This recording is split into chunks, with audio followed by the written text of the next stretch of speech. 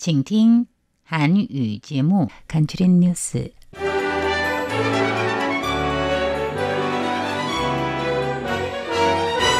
(11월 5일) 수요일 간추린 뉴스 헤드라인입니다. 라징다 총통은 민관 협력을 통해서 세계 무역 질서 재편 과도기를 극복할 수 있도록 우리 산업계를 돕기를 바란다고 당부했습니다. 미중 정상회의와 관련하여서 중화민국 외교장관은 타이완은 미중 담판의 카드가 아니다라고 강조했습니다. 국제관계학자는 미중 관계는 신냉전 시대로 돌입했고 미중 경쟁은 마라톤 경기 또는 연장전을 치르고 있다는 비유를 했습니다. 양안 민간중개기구 해협교류기금의 부사무총장은 중공은 순수 무력으로 그들이 바라는 통일을 실현하기에는 극히 어려울 것이라고 지적했습니다. 전국을 대상으로 현찰 1만 원 뉴타원 달러 지급 신청이 오늘부터 온라인으로 등록을 개시합니다. 국립고궁박물원은 오늘 올해 200만 번째 관람객을 환영했습니다. 아울러 11명의 행운아 가운데에서 한국인 관광객은 200만 5번째로 입장했습니다. 고궁 100플러스 고궁 진원국보 3점이 자이 남원에서 다음 주부터 40여일간의 특전을 개최합니다. 이번 특전을 위해서 톱 모델 린즐링, 일본 성우 가지 유키 RTI 백조미 등이 한중 일본어 음성 안내를 기간 한정 특별 제공합니다. 123개 국가와 도시가 참여하는 2025년 ITF 타이페이 국제여행 엑스포가 오는 11월 7일 금요일부터 난강 전람관에서 등장합니다. 국립타이완대학교 한국동문회 발대식 및 선후배 멘토링 포럼이 지난 주말에 열렸습니다.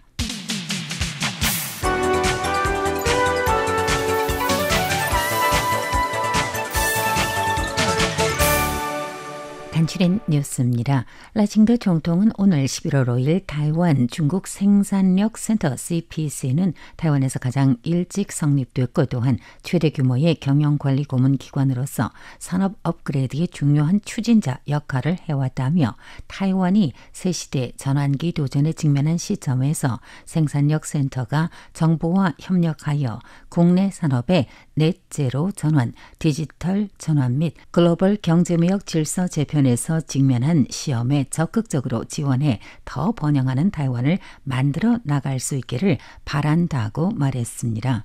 총통은 이날 생산력 센터 성립 70주년 기념 포럼 개막식 축사에서 이상과 같이 말했습니다. 총통은 중국 생산력 센터의 활약을 믿으며 센터가 정부와 협력해 집단적인 지혜를 발휘하고 중소기업과 소기업을 포함한 우리 산업을 적극 지원해 기업이 넷제로 전환, 디지털 전환, 글로벌 경제무역 질서의 재편 등에서 직면한 난관을 극복할 수 있도록 협조하기를 희망한다고 강조하며 기업과 민간단체가 정부와 협력할 것을 당부했습니다. 라이 총통은 혁신경제, 균형 타이완, 포용성장 목표 추진과 2050 넷제로 전환 정착을 위한 국가발전 방향을 밝히며 인공지능 신10대 건설 추진, 양자 컴퓨팅, 실리콘 포토닉스, 로봇 등 3가지 핵심 기술 연구 개발에 적극 투입해 모든 산업들이 인공지능 도구를 도입 활용하도록 하여 앞으로 30년 타이완의 국제 경쟁 우세를 확보할 것임을 강조했습니다. 총통은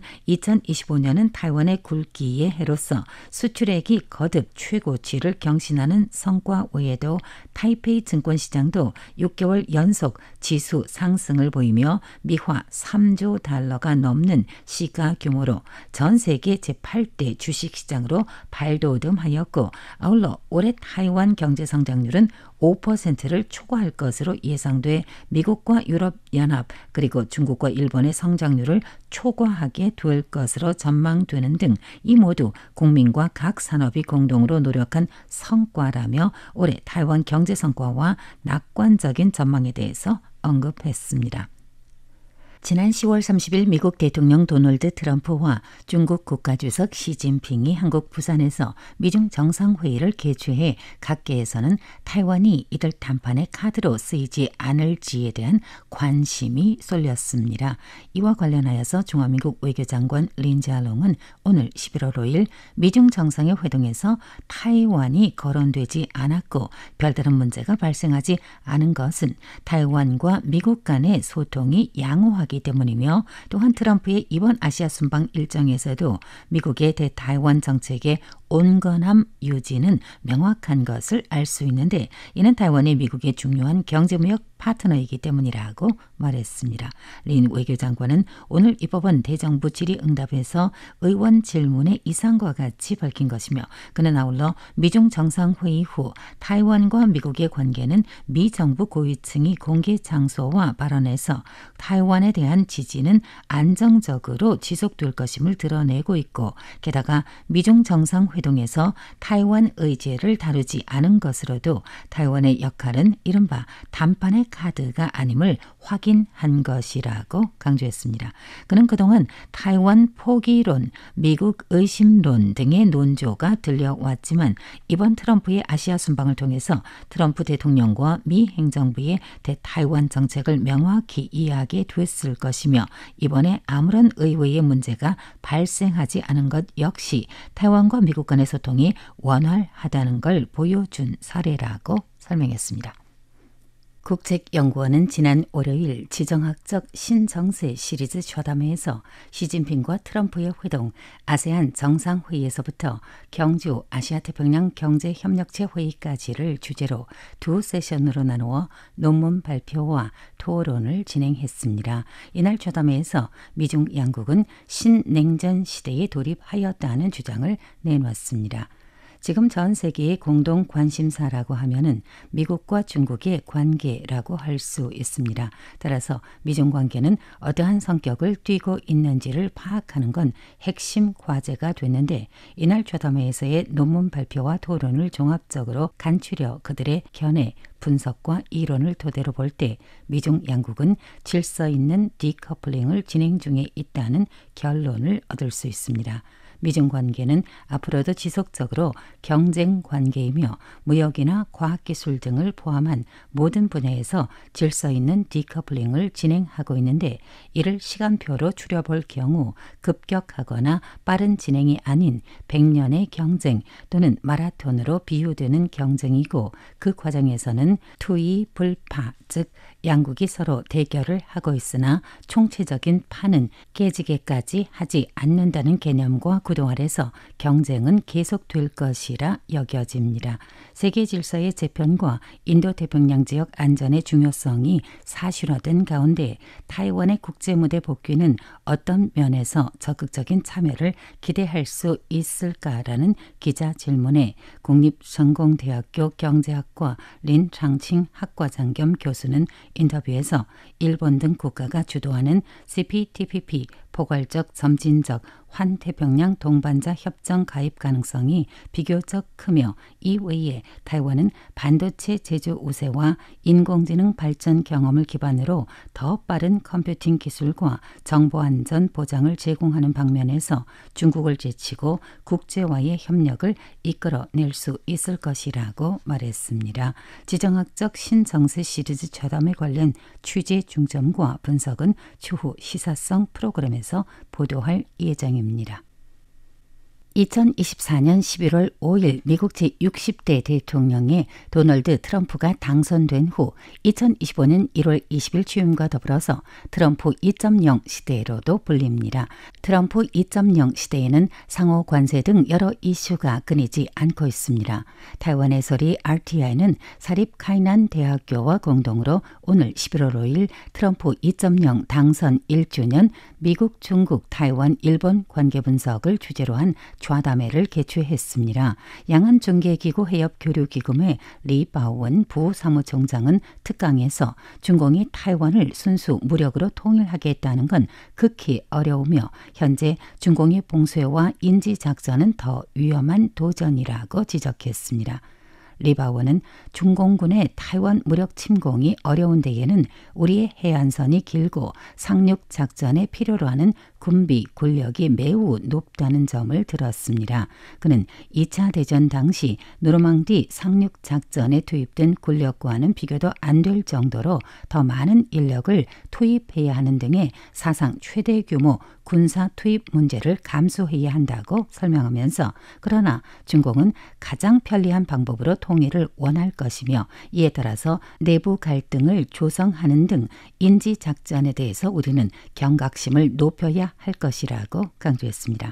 이 자리는 양안교류 민간중개기구 재단법인 해협교류기금의 부사무총장 리바원의 특강과 가이난대학교 부총장 전자원의 사회로 국방대학교 중공군사사무연구소 징웬조 교수, 사립동우대학교 정치학 전방위 교수, 타이페이해양과학기술대학교 교양교육센터 오서즈 교수의 토론이 이어졌습니다.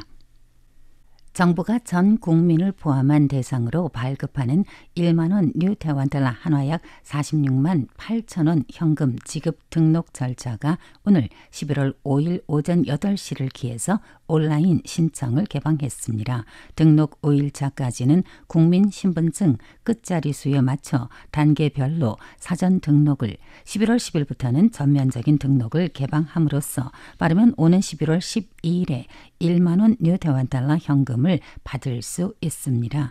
경제장관 공민싱은 오늘 이 법원에서 언론들 질문에 현금 지급 정책은 우리 경제에 정면적인 효과를 가져다 줄 것으로 예상하며 더 나은 효과를 얻을 수 있도록 1만 원 뉴 대만달러 현금을 지급받은 시민들이 일상 민생 소비에만 쓰는 게 아니라 국내 여행이나 기타 여러 상권에서 추진하는 홍보 이벤트에도 참여해 줄 것을 당부했습니다. 1만 뉴 대만달러 현금 지급, 즉 보편적 현금 지급의 대상은 중화민국 국적자 2,331만 7천여 명뿐만 아니라 외국적 배우자, 거류증 소지 외국인 등이 모두 포함됩니다.台湾 최대 규모의 국제여행 박람회 ITF 타이페이 국제여행전이 오는 금요일 11월 7일부터 나흘간의 일정으로 11월 10일까지 타이페이 난강전람관 1관에서 거행됩니다. 올해는 한국, 일본, 태국, 말레이시아를 비롯해서 이번엔 미국도 복귀하여 테마관으로 엑스포에 참여합니다. 타이페이 국제여행전 측은 올해 총 123개 국가와 도시가 참여하며 40여 대형 여행사, 130여 호텔, 레스토랑 등 숙식업자 및 항공공사와 놀이공원 등이 1,600개의 부스 규모로 참여를 한다고 어제 11월 4일 기자회견에서 밝혔습니다. 아울러 어제 전시회에 앞선 기자회견에서는 각 항공사 여객기 승무원들과 마스코트들을 대동하여 올해 전시회 특징을 설명했습니다. 원주민 불악 테마 여행을 주관하는 마케팅 고문회사 류정민 사장은 올해 국제여행 박람회에서의 원주민족 위원회 테마관은 아탈야족 문화를 주축으로 태양을 쏘아 떨어뜨린다는 전설과 영검스러운 새의 이미지와 직조 공예를 융합해 부족의 편직 문화를 메인 무대에서 보여주며 문화로 직조한 여정이라는 정신을 엑스포에서 표현할 예정이라고 밝혔습니다. 또한 원주민 문화는 가무뿐만 아니라 다양한 전래 동화와 특유의 문화가 있어 국적이나 남녀노소를 불문한 체험 여행에 적합하다고 말했습니다. 이날 기자회견은 ITF 타이페이 국제여행 엑스포 주비위원회 이주란 위원장, 타이완 관광협회 회장 젠유옌, 교통부 관광서 부서장 황시팡, 하카위원회 부위원장 최우싱웨이 그리고 중앙과 지방정부 관계자와 오방국가 대사 및 사절단들이 참석했습니다. 올해 ITF 타이페이 국제여행전에는 한국, 일본, 미국 등 총 123개 국가와 도시 및 항공공사, 여행사, 호텔, 숙박업, 놀이공원, 중앙과 지방정부 등의 총 1,600개의 부스로 전시에 참여하며 전시회 현장에는 국내외 테마 여행 일정, 항공권, 숙박권, 요식업 쿠폰, 자유여행 교통권, 놀이공원 입장권 등 5대권을 비롯해서 국내외 유수의 퍼포먼스를 선보이고 인기 마스코트 퍼레이드도 진행할 예정입니다. 국립고궁박물원은 오늘 11월 5일 2025년도에 200만 번째 관람객을 환영하였다고 보도문을 통해서 발표했습니다. 특별한 손님을 환영하기 위해 고궁부원장 유페이지는 인기 유물 주옥 백채와 국보견으로 불리는 회화 속의 명견 이미지 선물 등을 199만 9,995번째 입장객에서부터 200만 5번째 입장객 등 총 11명에게 선물을 했습니다. 200만 번째 입장객은 타이완 동부 타이동 관산에서 여행 온 86세의 어르신이며 자신이 200만 번째 입장객이 된 데 기쁘다며 아들이 고궁 특전 관람과 더불어서 타이페이 여행을 시켜준 계기로 박물관 관광을 하게 되었다는 소감을 밝혔습니다. 한편 이날 200만 번째 행운아가 되지는 못했으나 여전히 200만 5번째의 행운아로 여러 기념품과 선물을 받아간 주인공은 한국인 관광객입니다. 국립고궁박물원의 진원국보, 북송시대 범관의 계산 행여도, 곽희의 초춘도, 이당의 만학 송풍도 등 3대 명작이 오는 11월 11일부터 12월 28일까지 짜이 소재 고궁 남원에서 전시됩니다. 이는 갑자만년 국립고궁박물원 개원 100주년 기념 특전의 일환이며 처음으로 고궁 남원에서 선보이는 명작들입니다. 고궁 남원은 고궁 최고의 산수화 걸작으로 꼽히는 북송시대 3대 명작은 전시 기간이 한정된 국보이며 국제 관람객들의 감상을 돕기 위해 한국어와 일본어 오디오 가이드를 제공한다고 보도문을 통해서 밝혔습니다.